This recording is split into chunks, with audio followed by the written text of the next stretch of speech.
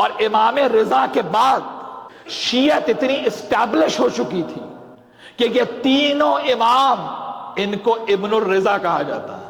سرکار تقی کو بھی ابن الرضا کہتے ہیں, سرکار ہادی کو, سرکار علی نقی کو بھی ابن الرضا کہا جاتا ہے, اور سرکار عسکری کو بھی ابن الرضا کہا جاتا ہے. اسی وجہ سے بنو عباس نے سب سے زیادہ جو سختیاں کی ہیں وہ ان تینوں اماموں پہ کی, کیونکہ شیعت اسٹیبلش ہو چکی تھی.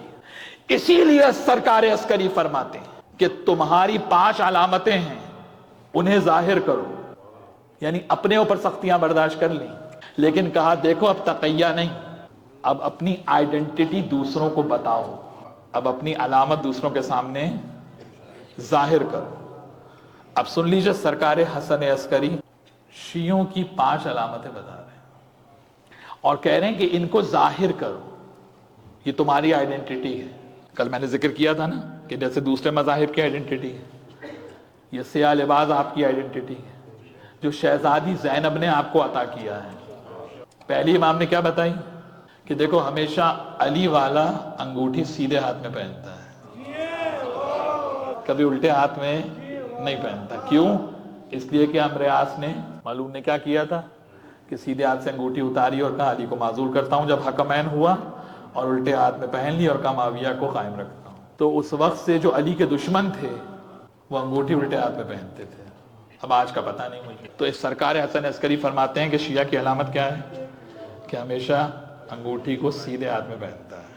اس کا معنی ہے اپنی علامت کو ظاہر کرنا بھی عبادت ہے اور حکم امام ہے. دوسری علامت شیعہ کی کیا ہے؟ ڈیلی 51 رکعت نماز. اب یہاں پرابلم آ گئی.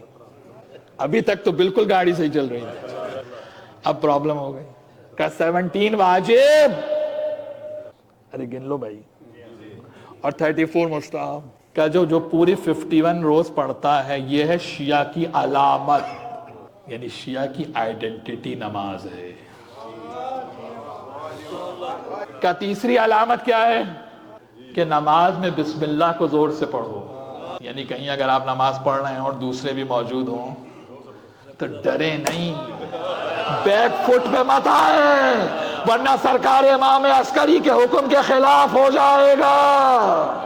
بسم اللہ کو زور سے پڑھیں تاکہ دنیا کو پتہ چلے کہ آپ علی والے. اور اس کے بعد سرکار حسن عسکری فرماتے ہیں کہ میرا شیعہ وہ ہے جو اظہار کرے اور خاک پہ سجدہ کرے, کبھی اپنی سجدگاہ کو چھپاؤ نہیں. سرکار حسن عسکری نے وہ 6 برس کے صعوبت میں گزارے کہ مولا حج پر نہیں جا سکے. یہ واحد امام ہے کہ جو امام ظاہری طور پر خود عین حج ہے لیکن ظاہری طور پر حج کی سعادت سے محروم ہے. اسی لیے علماء نے لکھا ہے, عرفاء نے لکھا ہے کہ جب حج پہ جاؤ تو سرکار حسن عسکری کو یاد کرو, یار پہ مولا کی مظلومیت کو یاد کرو. کہا کہ خاک پہ سجدہ کرنا, سجدگاہ پہ سجدہ کرنا, تربت کربلا پہ سجدہ کرنا, کیا ہے؟ آئیڈینٹی ہے تمہاری, علامت ہے تمہاری, اسے ظاہر کیا کرو, چھپایا نہ کرو. اور اس کے بعد آخری علامت زیارت اربعین. دیکھیے سید الشہداء کی زیارت تو روز کریں گے تو عرش پہ اللہ کی زیارت ہو جائے گی, لیکن امام کیا فرما رہے ہیں کہ زیارت اربعین شیعہ کی آئیڈینٹی ہے. یعنی اس وقت سرکار حسن عسکری نے پیشن گوئی کر دی. دیکھو یہ جو اربعین حسینی ہے نا, یہ تمہاری ہیبت کی علامت ہے, یہ اربعین حسینی تمہاری طاقت کی علامت ہے, یہ اربعین حسینی تشیع کی آئیڈینٹی ہے.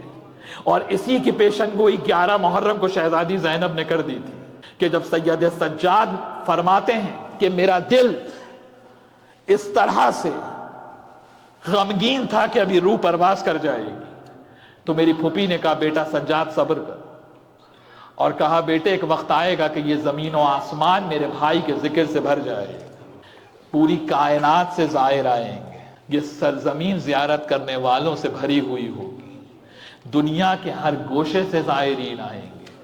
تو یہ آج اربعین حسینی کی جو ہیبت ہے, یہ جو کروڑوں لوگ جمع ہوتے ہیں, یہ زینب کی بصیرت و علم غیب کا اعلان ہے.